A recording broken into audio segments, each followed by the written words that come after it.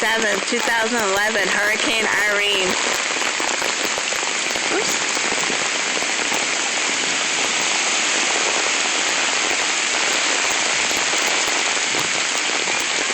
Are we gonna make it? It's been an hour without the lights, and this is what we've resorted to for entertainment.